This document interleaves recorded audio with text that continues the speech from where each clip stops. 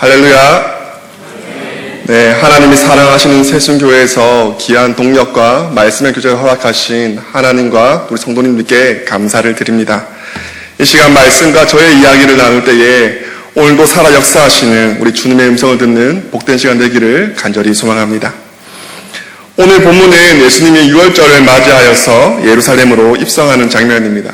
사람들은 종려나무 가지를 가지고 나와 흔들고 겉옷을 깔고 환호하면서 호산나 호산나를 외치고 있습니다. 이전까지 우리 주님의 행보를 살펴보면 많은 사람들의 환호 속에서 어떻게 하셨습니까? 아직 내 때가 이르지 않았다라고 말씀하시면서 그 환호를 피하여 도망을 가셨습니다. 한적한 곳에 가셔서 기도를 하셨습니다. 그러나 오늘 예수님께서는 사람들의 환호를 피하지 아니하시고 그 환호의 한가운데서 어린 나귀를 타고 예루살렘으로 입성하고 계십니다. 이 장면은 당시 이스라엘 사람들에게 예수님이 그리스도 왕이라는 사실이 가장 실감나게 선포되고 있는 순간이었습니다. 8절에서 사람들이 들에서 벤 나뭇가지를 길에 편다라고 나옵니다. 동일한 본문을 다루고 있는 요한복음 12장에 보면 종려나무 가지를 가지고 나가라고 기록되어 있습니다. 이를 통해서 이 나뭇가지가 종려나무 가지라는 것을 알 수 있습니다. 종려나무는 승리와 영광을 상징하는 나무입니다. 그래서 전쟁에서 큰 승리를 하고 온 장군이나 왕이 즉위식 때만 이 종려나무 가지를 흔들었던 겁니다. 당시 유대인들은 이런 문화를 가진 로마 식민지에 있으면서 자신들의 나라를 지나가는 총독이나 장군들의 행렬 앞에서 의무적으로 나와서 동원되어서 이 종려나무 가지를 열심히 흔들어야 했습니다. 그러면서 그들의 마음속에는 우리의 진짜 왕이 오시면, 나의 진짜 왕 그리스도가 오시면 그때는 내가 정말 팔이 빠져라 이 종려나무 가지를 흔들어야지. 그때는 정말 내 온 마음을 다해서 나의 가장 귀한 겉옷을 그분의 발 앞에 깔아드려야지. 그때는 정말 내 목청껏 호산나 호산나를 외쳐야지 하는 그들 마음속에 그런 갈망이 있었습니다. 그리고 드디어 본문 오늘 9절에서 뭐라고 환호하고 있습니까? 호산나를 외치며 환호하고 있는 겁니다. 호산나 호산나 찬송하리로다 주의 이름으로 오시는 이여 라고 말입니다. 호산나의 뜻은 구원하소서, 지금 구원하소서라는 뜻입니다. 우리의 진짜 왕이 나타났으니 그 왕의 통치로 말미암아 이제는 우리를 구원하여 주십시오라고 외치고 있는 겁니다. 그리고 예수님께서 어린 나귀를 타고 그들의 환호 속에서 예루살렘으로 올라가십니다. 이전에 우리 예수님께서는 예루살렘에 올라갔을 때는 항상 뚜벅뚜벅 두 발로 걸어 올라가셨습니다. 그런데 이번에는 왜 어린 나귀를 타고 가시는 걸까요? 이왕 타실 거라면 멋지고 화려한 마차나 말도 있는데 왜 초라해 보이는 어린 나귀를 타고 예루살렘으로 가시는 걸까요? 여기에는 중요한 이유가 있습니다. 바로 언약의 성취입니다. 우리 스가랴 9장 말씀을 같이 한번 읽어보겠습니다. 시작. 시온에 따라 크게 기뻐할지어다. 예루살렘에 따라 즐거이 부를지어다. 보라, 내 왕이 내게 임하시나니 그는 공의로우시며 구원을 베푸시며 겸손하여서 나귀를 타시나니 나귀의 작은 것 곧 나귀 새끼니라. 아멘. 왕이 오시는데 어떤 왕이 오신다고 합니까? 겸손한 왕이 오신다고 합니다. 이 겸손한 왕이 어린 나귀, 아무도 타보지 않은 나귀를 타고 오신다라고 말하고 있는 겁니다. 이 언약이 이루어진 순간에 이스라엘 사람들이 얼마나 기뻤겠습니까? 이스라엘 사람들은 다윗 왕 이후로 1000년의 시간 동안 자신들의 구원할 메시아를 기다리고 있었습니다.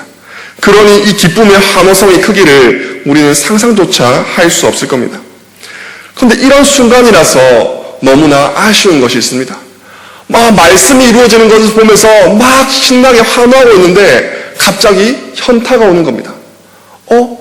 우리 예수님 왜 이렇게 초라하시지라는 생각이 그들의 생각을 사로잡기 시작합니다.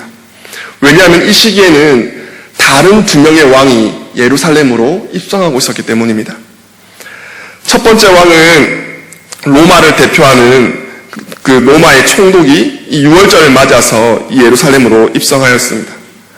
로마의 황제를 대신하여서 로마의 그 위엄과 권세를 보여줘야 하니 그 행렬이 얼마나 화려했겠습니까? 휘황찬란한 마차를 타고 보기만 해도 눈이 부실 같은 백마를 탄 장군들이 그 좌우를 호위하고 있습니다. 그리고 그 뒤로는 당시 세계 최강을 자랑하던 로마의 병정들이 황금빛이 아니라 번쩍번쩍 빛나는 갑옷과 무기를 들고 열가오를 맞추면서 척척 그렇게 멋있게 행군하여서 예루살렘으로 들어갔습니다. 그리고 두 번째로 6월절을 맞아서 분봉왕 헤롯 안티파스가 예루살렘에 입성하게 됩니다. 헤롯 왕도 나름 왕이다 보니까 그 행렬이 어마어마합니다. 어깨에 힘을 가득 주고 자신의 권세를 내보이기 위해서 많은 행렬을 거느리고 멋진 말을 타고 예루살렘으로 올라갔습니다. 그리고 그와 비슷한 시기에 오늘 본문에서 예수님이 예루살렘으로 입성하는 마지막 왕으로 등장하고 있습니다. 앞서 두 왕과는 달리 너무나 초라하게 마차도 아니고 말도 아니고 어린 나귀를 타고 오시는 겁니다. 이 세 왕 중에 누가 진정한 왕이십니까? 당연히 만왕의 왕이신 하나님의 아들 예수 그리스도가 진정한 왕이십니다. 오늘 우리의 삶에서도 우리의 왕노도 하려는 것이 있습니다. 우리에게 왕처럼 보이려고 하는 것들, 우리에게 왕의 권세로 유혹하려는 것들이 우리에게 있습니다. 그러나 우리의 유일한 왕 되신 예수 그리스도만을 나의 왕으로 영접하고 고백하는 저와 여러분 될 수 있기를 간절히 소망합니다. 가장 찬양받아야 할 진짜 왕 되신 우리 예수님께서 오히려 가장 초라하게 어린 나귀를 타고 등장하십니다. 이것도 사실 잘 이해가 되지 않는데 이 어린 나귀를 취하는 방법은 더욱 이해가 되지 않습니다. 2절에 보면 예수님께서 제자 둘을 보내시며 이렇게 말씀하십니다. 이르시되 너희는 맞은편 마을로 가라. 그리로 들어가면 곧 아직 아무도 타보지 않는 나귀 새끼가 매어있는 것을 보리니 풀어 끌고 오라 하십니다. 예수님께서 만약 이 말씀을 이 시간 저와 여러분에게 하셨다면 여러분들은 어떻게 반응하시겠습니까? 이 말씀에 바로 순종하시겠습니까? 저 같으면 질문했을 것 같습니다. 예수님, 6월절 명절에 사람들이 한두 명도 아니고 수많은 사람들이, 수많은 나귀 새끼들이 모여있을 텐데 도대체 어느 나귀 새끼를 끌고 오라고 하십니까? 그 나귀 새끼의 특징이 있으면 좀 알려주십시오라고 했을 것 같습니다. 그런데 제자들은 저보다 믿음이 뛰어난 사람들이기 때문에 아무런 질문도 없이 믿음의 걸음을 걸어갑니다. 그런데 그래도 풀리지 않는 부분이 있습니다. 왜냐하면 나귀가 매여 있다라고 성경은 기록하고 있기 때문입니다. 그냥 아무 들판이나 논이 있는 나귀를 데려가는 것이 아닙니다. 매여 있는 나귀, 묶여 있는 나귀, 바로 말하면 주인이 있는 나귀를 끌고 오라는 것입니다. 그런데 그 주인이 있는 나귀를 그냥 풀어 오라고 하시니 이 주인 있는 나귀를 훔쳐서 오라는 것인지 값을 주고 사서 오라는 것인지 아마 제자들의 머리가 복잡했을 것 같습니다. 그래서 제자들이 한번 어떻게든 그 말씀에 순종하려고 하는데 3절을 보면 제자들이 어린 나귀를 풀 때에 왜 이렇게 하는지 사람들이 물어본다라는 겁니다. 그러니 제자들이 얼마나 그 나귀를 풀 때에 조마조마했겠습니까? 왜 그렇게 하는지 물어볼 때는 얼마나 당황스러웠겠습니까? 어찌되었든 일단 사람들 몰래 나귀를 훔치는 것은 안 됩니다. 그럼 이제 순서를 바꿔서 어떻게 해야 되겠습니까? 여기 이 나귀의 주인이 있어라고 먼저 물어봐야 되는 거 아닙니까? 이 나귀의 주인을 불러서 사실은 우리 예수님이 쓰시려고 하니까 여차여차 하니까 좀 데려가겠습니다. 끌고 가겠습니다. 하고 양해를 구하고 나귀를 끌고 와야 맞는 것 같습니다. 그런데요, 오늘 말씀을 보면 어떻게 합니까? 양해를 구하는 것이 아니라 그냥 먼저 가져오고 그때 주인이 뒤늦게 왜 이러십니까 하면 한마디를 하는 겁니다. 주가 쓰시겠다. 이거는 명령입니다. 통보지요. 아니 이렇게 황당한 경우가 어디 있습니까? 죄송합니다. 제가 예수님이 쓰시려고 하니까 제가 급하게 좀 데려가겠습니다. 한 번만 봐주십시오. 이게 정상인데 주가 쓰시겠다. 이 한마디하고 그걸 끌고 오는 겁니다. 이 상황들이 이해가 안 됩니다. 더 웃긴 것은 주인이 그냥 보내준다는 겁니다. 화도 안 내고 가져가도록 합니다. 무언가 이 모든 말씀의 상황들이 우리가 살아가는 세상과는 맞지 않아서 이해가 가지 않습니다. 그러나 다시 한번 3절 말씀을 곰곰이 살펴보면 이 말씀이 이해가 되기 시작할 뿐만 아니라 여기에 놀라운 비밀이 숨어있다는 것을 우리는 발견하게 됩니다. 우리 3절 말씀 같이 한번 읽겠습니다. 시작. 만일 그리하면 즉시 이리로 보내리라 하시니. 아멘. 여기에 오늘의 핵심이 있습니다. 주가 쓰시겠다라는 말입니다. 이 말을 하면 보낸다고 하니 이 말이 열쇠입니다. 주가 쓰시겠다는 말은 나귀의 진짜 주인이 왔으니 쓰겠다는 겁니다. 이것은 왕 대신 그리스도의 선포입니다. 나의 것을 쓰겠다는 왕이신 그리스도의 선포인 겁니다. 그러니 먼저 허락을 구할 필요가 없었던 겁니다. 우리 순서를 바꿔버리면 이상해져 버립니다. 사랑하는 성도 여러분, 진짜 주인이신 예수님께서 우리에게 오셔서 내가 쓰겠다 하시면 우리는 우리의 삶을 내어드려야 할 줄 믿습니다. 성경은 우리를 향해 너희는 택하신 족속이요 왕같은 제사장들이요 거룩한 나라요 그의 소유가 된 백성이라 말하고 있기 때문입니다. 주의 소유된 백성이라는 말씀에 아멘이십니까? 우리의 시간도, 우리의 물질도, 우리의 능력도, 우리의 건강도 모두 다 우리 주 예수 그리스도의 것입니다. 나귀의 주인은 주가 쓰시겠다고 하시니 진짜 주인 예수님께 자신의 어린 나귀를 드렸습니다. 성경에 이름도 나오지 않는 한 사람이 예수님을 왕으로 고백하고 자신의 나귀를 드리자 하나님의 약속이 성취가 되고 하나님의 영광이 이 땅 가운데 임하기 시작했습니다. 너무나 아름다운 이야기입니다. 하나님께 어린 나귀를 드릴 수 있었던 이 사람은 복받은 사람입니다. 십자가를 지러 가시는 예수님의 길을 예비한 사람이었기 때문입니다. 그리고 여기서 우리가 반드시 기억해야 할 것이 있습니다. 예수님을 왕으로 고백하는 한 사람의 믿음의 고백에는 대가가 따랐다는 사실입니다. 성경은 나귀의 주인인 믿음을 고백하면서 이 어린 나귀를 예수님께 드리자 그 나귀가 30배, 60배, 100배의 결실로 돌아왔다고 기록하고 있지 않습니다. 그저 어린 나귀 한 마리가 예수님께 드려진 것으로 성경은 끝이 납니다.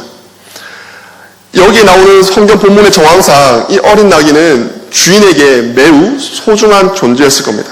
어쩌면 그 주인이 가진 전부였을지도 모릅니다. 왜냐하면 지금 6월절이 다가와 수많은 인파들이 몰려드는 상황 가운데서도 자기의 소유된 그 나귀 새끼에 대해서 눈을 놓지 않았기 때문입니다.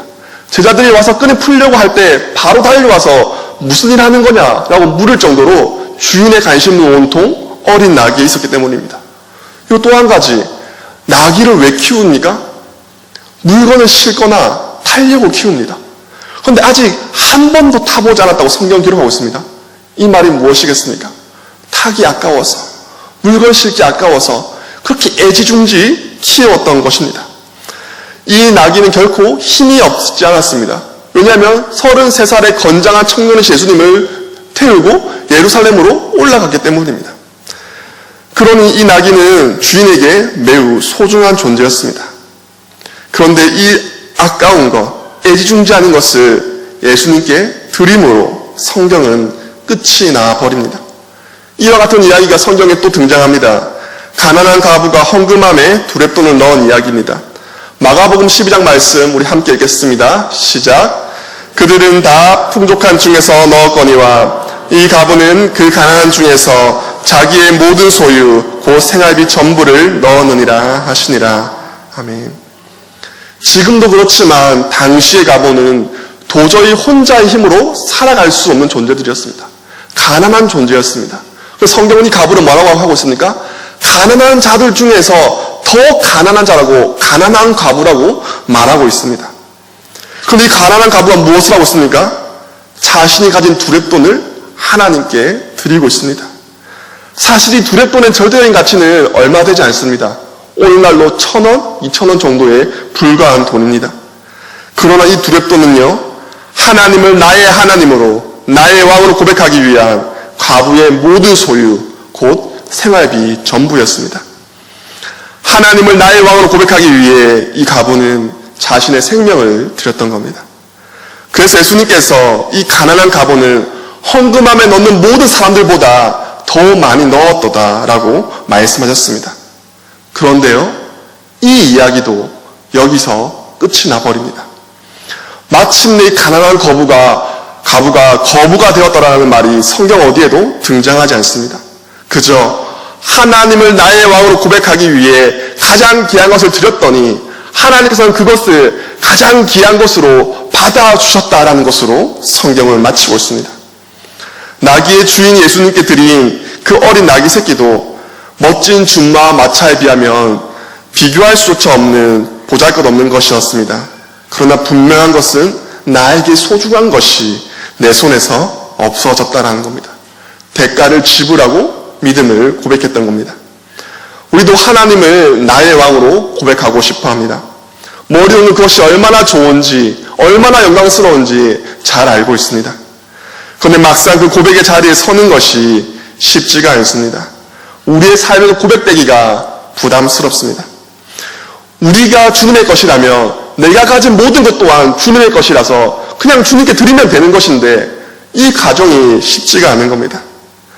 그러나 주가 쓰시겠다는 말씀에 순종하여 우리의 믿음의 고백을 드리면 그러면 이제 주님께서 함께 하시는 영광의 길을 우리는 걸어가게 될 것입니다. 그 길이 서툴고 힘들 수 있지만 주님께서 그런 우리의 삶을 꼭 붙들며 우리의 삶을 책임져 주십니다. 이 어린 나귀를 생각해 보십시오. 한 번도 자기 등에 누군가를 태워보지 않았습니다. 그리고 갑자기 사람들이 막 호산나 호산나 하면서 환호를 지르니까 나뭇가지를 앞에서 흔들고 있으니까 얼마나 놀랬겠습니까? 그 힘든 길이었을 겁니다. 당황스럽고 무거운 예수님을 태우고 있으니 말입니다. 그것도 오르막입니다. 그러나 그 길을 끝까지 걸어갔습니다. 예수님이 함께 하셨기 때문입니다. 그러자 나귀의 한 걸음 한 걸음이 십자가를 향해 걸어가신 예수님의 한 걸음 한 걸음이 되었습니다.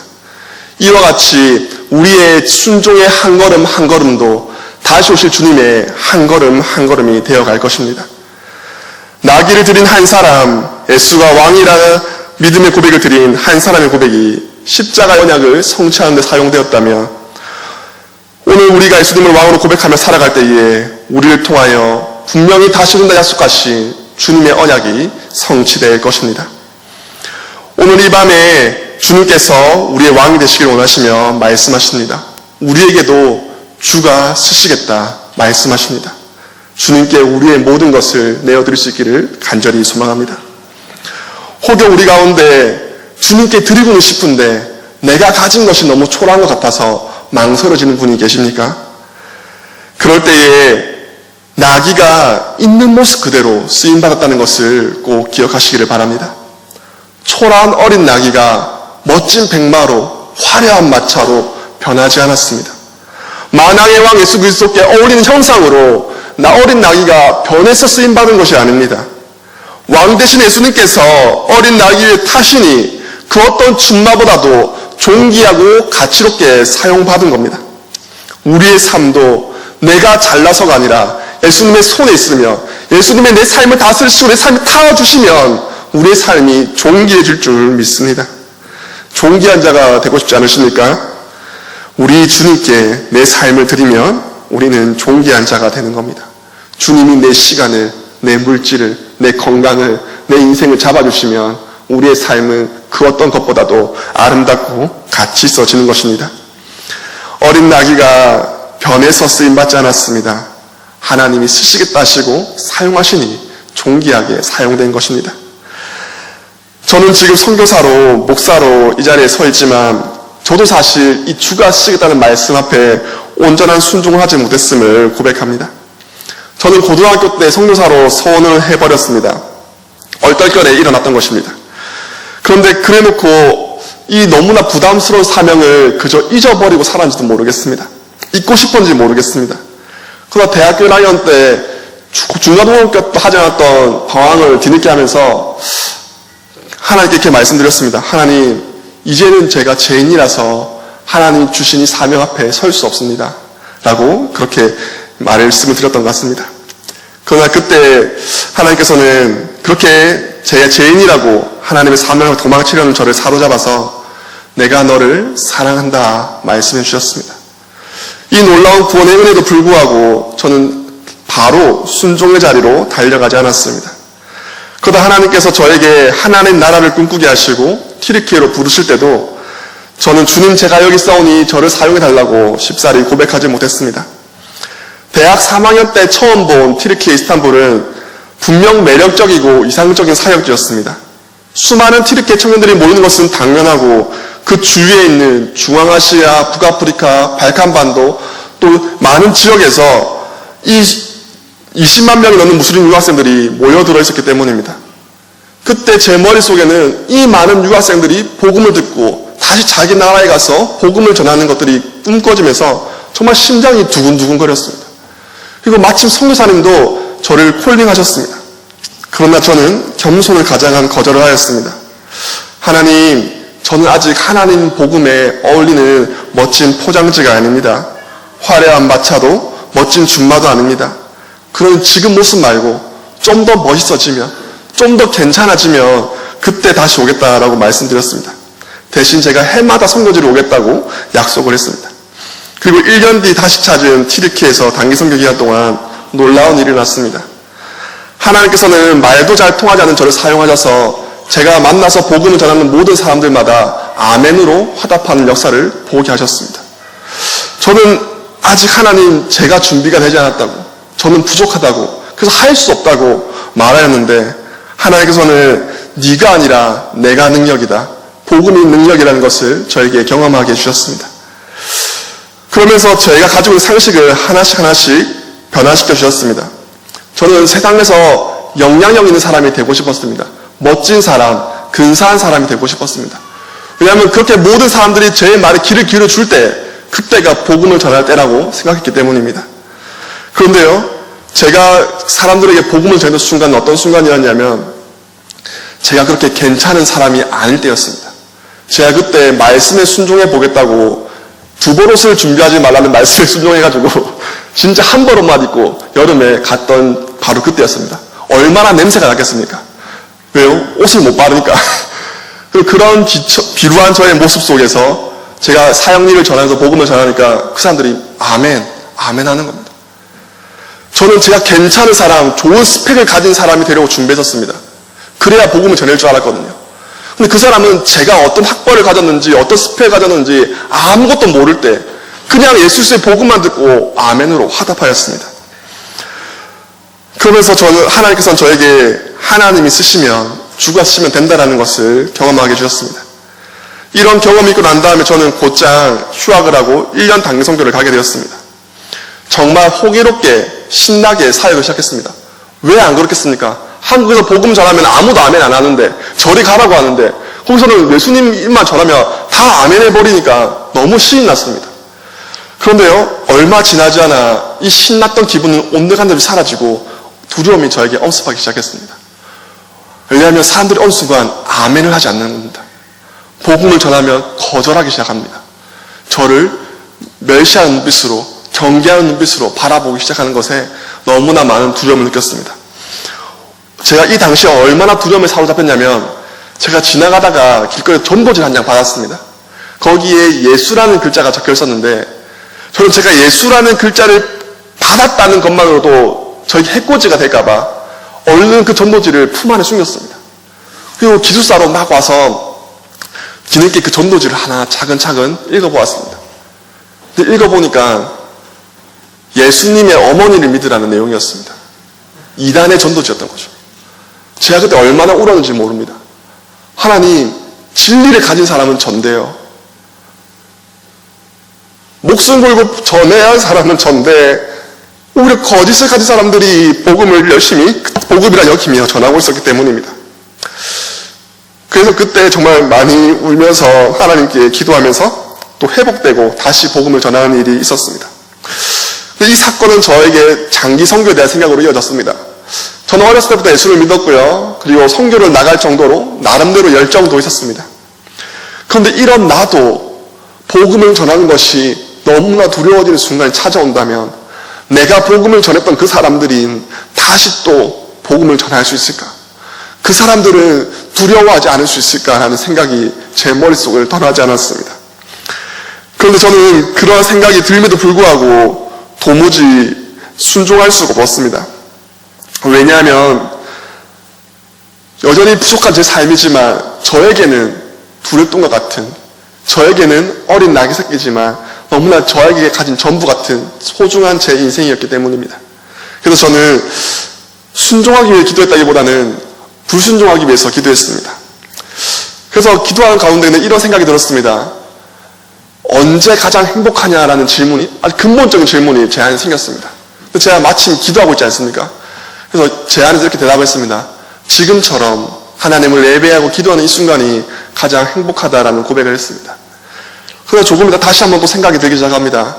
그러면 하나님이 예배를 받으시는 하나님이 나의 예배를 받아주신다면, 언제와 어디서거나 나의 예배를 받아주시기만 한다면 나는 행복할 수 있을까라는 질문이었습니다. 그때 저는 그 질문 가운데 그렇다고, 예배를 받으신 하나님이 내 삶의 모습과 상관없이 내 예배를 받아주신다면 내가 이 사람들이 바라볼 때 쓰레기를 주며 살아가는 집시와 같이 아무도 내 존재를 모르며 살아간다 할지라도 나는 너무 행복할 것 같다고 그렇게 고백을 해버렸습니다. 그런데 이렇게 거창한 고백을 했는데 제가 대학을 졸업하고 난 다음에 처음 했던 기도는 이것입니다. 하나님, 제가 선교를 가려고 했는데 돈이 없어서 못 가겠습니다 라는 거였습니다. 왜냐하면 단기 선교를 너무 많이 다녔거든요. 돈이 남아있지 않았습니다.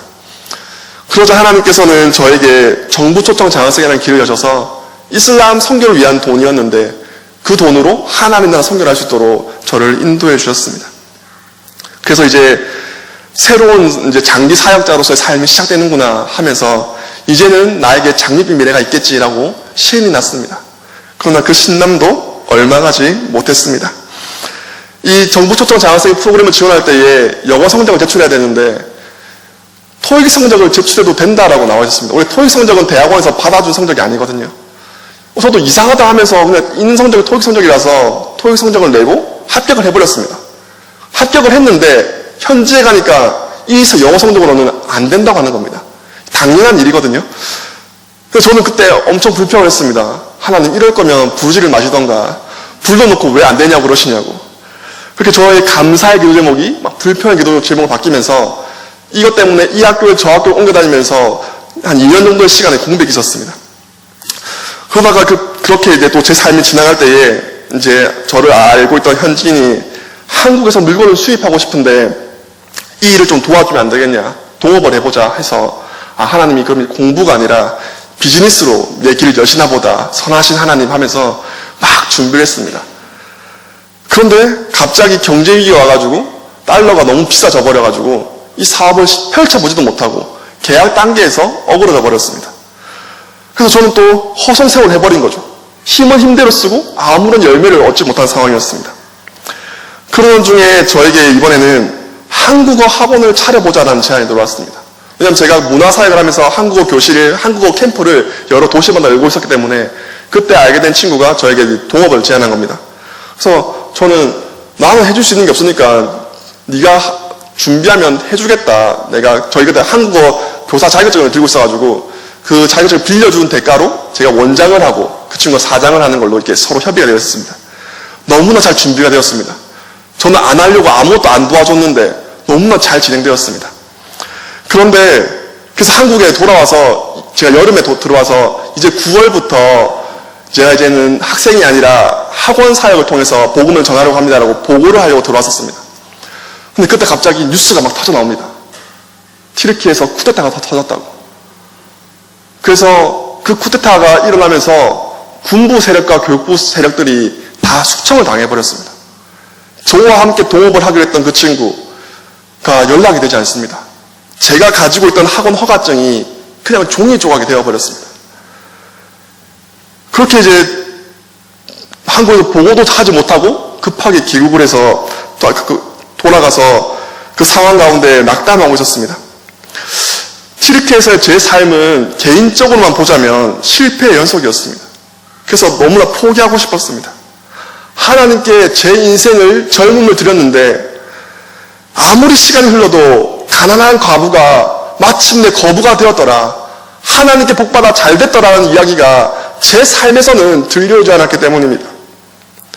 그런데 놀라운 것은 실패하는 제 인생은 여전한데 자꾸만 복음이 전해지는 겁니다. 복음이 전해지고 믿는 자가 생겨나고 10명가량의 청년들이 모이는 교회가 세워지게 되었습니다. 이 사실을 저를 너무 힘들게 했습니다. 하나님 나라는 흥황해져 가는데 내 나라는 망해져 가는 이 부조리한 현실 가운데 내가 믿고 있는 건 무엇인지 흔들리기 시작했던 겁니다. 그런 가운데 어느 날 한 친구가 저를 찾아왔습니다. 이 친구는 해군 사관학교를 다니다가 쿠데타가 일어나면서 학교를 이제 강제 전학을 이스탄불로 오게 된 친구였는데, 그러니까 쿠데타가 아니었으면 만날 수 없는 친구였죠. 이 친구는 복음을 전하고 이 친구 예수님을 믿게 되었습니다. 그래서 이 친구가 저에게 말하는 겁니다. 형은 이 쿠데타가 일어나가지고 학원을 망했고 나는 학교를 잃었다. 그런데 우리는 하나님 나라를 얻었다. 형은 나를 얻었으니 다 얻은 거다. 이렇게 말해주는 거였습니다. 하나님은 이 땅에 열매 없음을 보고 낭망하는 저에게 하늘 상급으로 위로해 주셨습니다. 우리는 하나님의 그 신실하신 가운데 저는 또 다시 이 자리에 설 수 있는 것 같습니다. 다시 이 자리에 서 있는 순간에도 여전히 주가 쓰시겠다는 이 말씀을 마주한 이 순간 마냥 행복하기보다는 불안한 생각들이 저를 엄습합니다. 먼저 그의 나라와 의를 구하는 게 당연하지만 마땅하지만 그러하지 않도록 하는 여러 가지 근심과 고민들이 제 발목을 사로잡고 있는 것도 사실입니다. 그러나 이제는 주가 쓰시겠다는 말씀 앞에 이제는 믿음의 고백을 드리려 합니다. 주가 왕이십니다. 주님만이 왕이십니다. 고백하려 합니다. 사랑하는 성도 여러분, 주가 왕이시라는 이 믿음의 고백을 우리 함께 올려드리면 좋겠습니다. 말씀을 맺겠습니다. 예수 그리스도, 예수는 그리스도이십니다. 우리의 왕이십니다. 그 예수님께서 우리에게 주가 쓰겠다 말씀하시며 우리의 왕이심을 선포하십니다. 이 왕되심의 선포가 우리에게 너무 폭력적인 것 같습니까? 내 이사와는 전혀 다른 막무가내인 하나님만처럼 보이지도 않습니까? 그런데요, 잘 한번 생각해 보십시오. 세상의 어느 왕이 어린 나귀 새끼에 관심이나 두었습니까? 로마의 총독도 헤롯 대왕도 그 누구도 어린 나귀 새끼에는 관심조차 두지 않았습니다. 그러나 우리의 왕 예수 그리스도는 그 어린 나귀의 타식뿐만 아니라 그 나귀를 존귀하게 하십니다. 우리의 왕 예수 그리스도는 아무도 주목하지 않는 우리 인생 가운데 찾아오셔서 우리를 당신과 같이 존귀하게 하시기를, 당신의 일에 함께하기를 원하고 계십니다. 주가 쓰시겠다는 것은 아무런 자격 없는 우리를 그의 백성 삼아주시는 놀라운 은혜입니다. 복음입니다. 이를 위해서 예수님께서는 십자가에서 우리의 죄값을 치르셨습니다. 아무 보잘것없는 우리의 왕이 되시기 위해, 비천한 우리 인생을 그리스도와 같이 만드시기 위해 그렇게 우리의 왕이 되어주시려고 십자가를 지었습니다. 그래서 우리가 하나님께 하나님 이래서 안 되고 저래서 안 돼요라고 핑계하는 그 모든 이유를 고스란히 당신의 품에 십자가에 끌어안으시고 우리에게 주가 쓰시겠다 말씀하십니다. 우리를 존귀하게 하기 위해서입니다. 그러니 이제 주가 쓰시겠다라는 우리 구주 예수 그리스도의 은혜의 선포 앞에 주는 그리스도이십니다. 오직 주님만이 왕이십니다라고 믿음으로 우리의 신앙을 고백하는 저와 여러분 될 수 있기를 간절히 소망합니다. 그리하여 왕 되신 예수 그리스도가 함께 하시오로 말미암아 연약한 우리 인생도, 초라해 보이는 우리 인생도 주님 손에 붙들리어 그분의 뜻에 붙들리어 하나님 나라를 이루어가는 아름다운 보배와 같은 자들로 다 살아가시기를 우리 주님의 이름으로 축복합니다.